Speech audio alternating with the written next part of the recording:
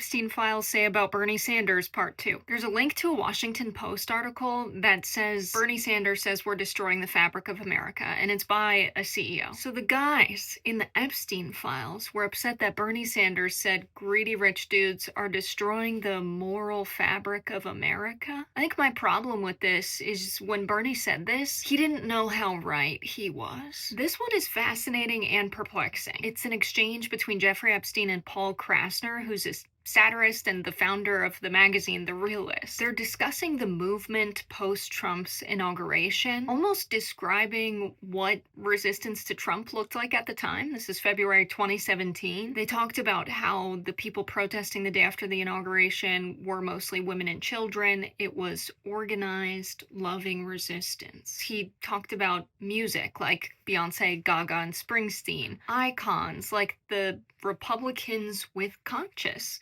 which is hilarious to call out this group as if it's something unique and new. People who stand with Trump victims. And personalities like Elizabeth Warren, John Lewis, and our boy Bernie Sanders. A lot of the emails that Jeffrey Epstein was getting were like news roundups, and so it's fascinating to me what news they were paying attention to. This one said Bernie Sanders was basically blacked out in the media during the election. In the same email where they were discussing a black singer evoking imagery of the Black Panthers. It seems like any sort of social movement, counterculture makes these guys nervous. They're paying very close attention to them. Epstein shared this piece about populist movements and how they can grow. You could begin to see the elements of Bernie Sanders coupled with the Trump movement that really becomes a dominant force in American politics. And they're talking about how Steve Bannon intentionally went to go study movements that merged nationalism and populism. And Bannon also mainstreamed a lot of QAnon ideas. The idea that there's a secret group of pedophile elites, the deep state controlling the government, when all along